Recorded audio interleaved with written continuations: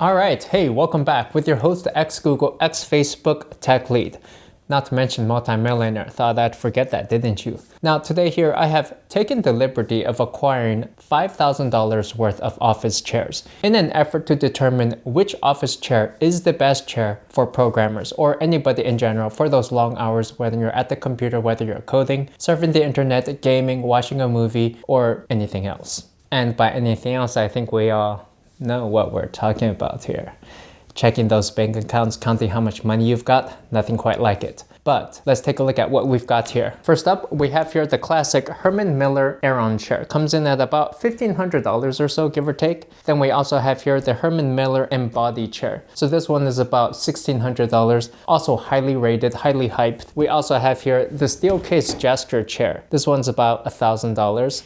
And then we have the autonomous Ergo Chair 2, comes in at about $400. We've got the Staples Hyken chair, which is highly rated among certain groups of people online. This is about $200. And then there's the Costco Bayside chair. This has been my daily driver, and that comes in at about $110, the cheapest chair of all. So let's figure out, are expensive chairs really worth it? And before I get started, I have to mention I was originally very reluctant to make this video because it's just going to cost a bunch of money. And who really wants to spend $1,000, much less $5,000 on office chairs? But when you stop to think about it, all you have to do is just take one step into the cafeterias at, say, Google or Facebook, and you will see so many curved spines and hunched backs, terrible postures, elongated necks, that it will scare you into spending however much you need in order to correct your posture. So let's get into it. Should be a very useful and informative video. Quick pause. This video is sponsored by myself. If you're looking to land a job at a top-tier tech company, Facebook, Google, then you want to check out my program, techinterviewpro.com. So look, I've conducted over 100 interviews for software engineers over at Google, Facebook, and so I know exactly what the interviewers are looking for. And so if you're a programmer looking to land a job at a FANG company, and why wouldn't you, right? Starting salaries are $250,000 just for entry level, and then it goes up from there. Then I might humbly suggest you to check out techinterviewpro.com, which might just change your life. And so if you're a programmer or just want to join our vibrant professional community network, then make sure to check it out. There will be a link in the description below. So first up, my daily driver over the past 8 to 10 years probably has been this chair, the Costco chair. Comes in at about $100. And I have about 3 of these because I just wear them down over, say, 3 or 4 years or so. They get creaky and squeaky, they start to sag, and so then I just replace it with another one. Now this chair overall, it's pretty decent, but extremely basic as well. It's all mesh, pretty cheap plastic feeling. The armrests come up and down, and then you can use this lever to push the chair up or down. You can adjust the stiffness of this back, and you can slide the armrests up or down. Now, if I've been using this chair so long, what's my problems with it? Well, number one, there's not much back support here. You can tell that there's actually no lumbar support, and so when you sit on this after a while, you just feel that your lower back starts to crumple in on itself. And the armrests, they're not that maneuverable, so half the time I just have these armrests up because they get in the way. And that's not to mention over a while, a pretty long while, like say 3 or 4 years, the material will start to sag, and there's going to be some creaking and squeaking, and then you may just have to replace it. But at $100, I think it's a pretty good value, and so, you know, I've got like 3 of these. But it did get me thinking, what if there's something better out there? And so next up, I ordered one of the most expensive chairs out there, which is the Herman Miller Embody Chair.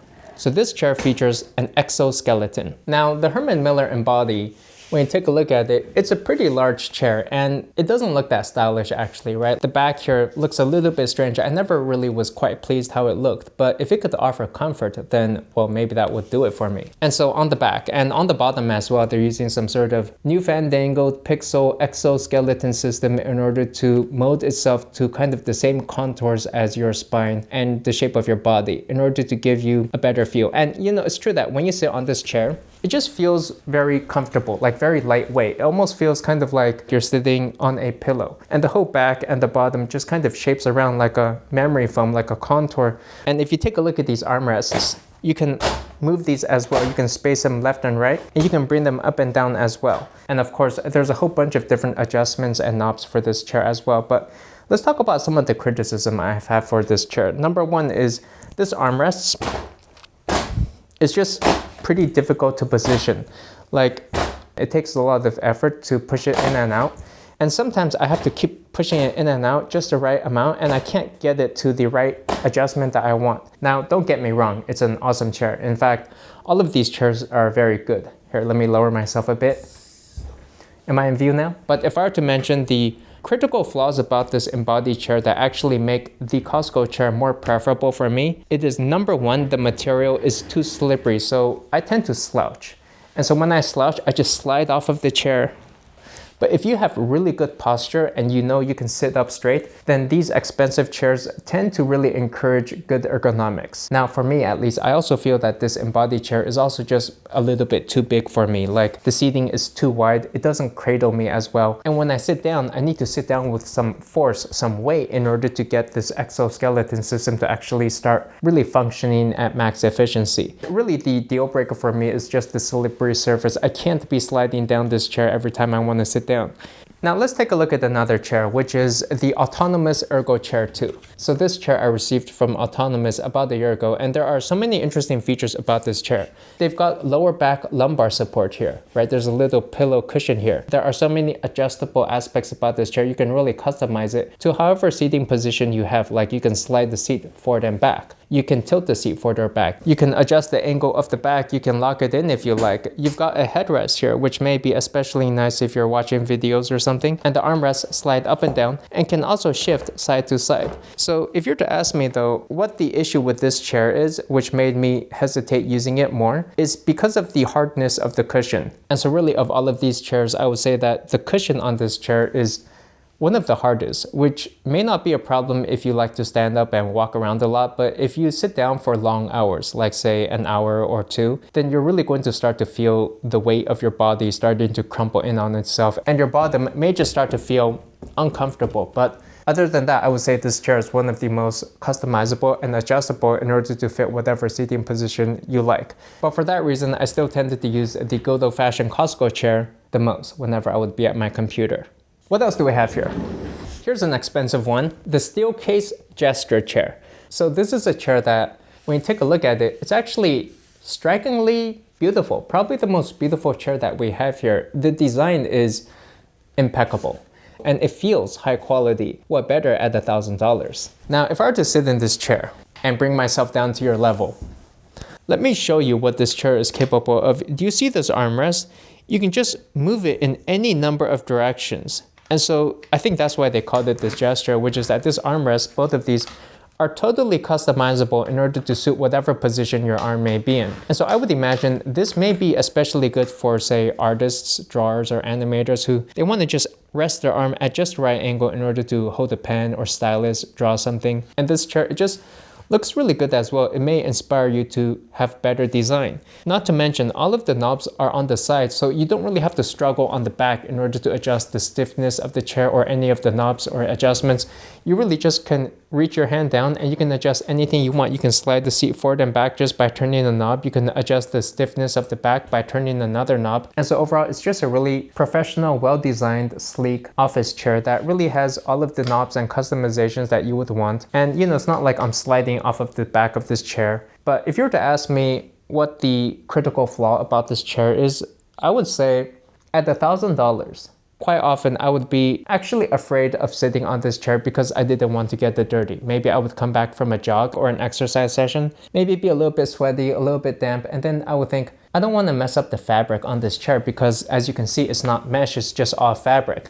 And that's really the other thing, because it's a foam cushion, the seating on it still tends to be harder compared to, say, the mesh wireframes. But overall, the Steelcase gesture is a really beautiful, elegant chair, and I've always enjoyed sitting on it. It's probably one of the favorite chairs I have here to sit on. I just enjoy my time on here. It's really cozy, especially in the winter months. And overall, I would say if you're looking for a cloth, fabric, foam cushion type of chair, this may be the chair for you. But for me, I wanted something I could keep clean. So let's take a look at another mesh chair. And so here we have a chair known as the Staples Hyken chair, which has its following online. And so when I read about some of the positive reviews on it, I just had to check this out. And they also have another similar design known as the Daxley chair if you're interested. But this chair I was really surprisingly pleased with. When I sat on it, it felt very similar to, say, the Costco chair, which I like the shape of. But it has a few additional features about it that make it better than the Costco chair in my opinion, although it does cost double. So first up, you can see on the back, it actually comes with the lumbar support. So you get that lower back support. There's this little cushion here. and you can slide it up and down a little bit. There's also a headrest, which can be surprisingly fun to use when you're watching a movie and you want to just sit back on the chair. You can slide the armrests up and down. You can adjust the stiffness of the back of the chair. It comes in down here, so it's not as elegant to adjust this as, say, the Steelcase gesture. And you can also tilt and lock the back. So you can just lock the angle of the back of the chair, which turns out to be very good when you're sitting back and relaxing. So this chair, it's pretty decent actually, probably one of my favorite chairs here. I don't have any complaints about it.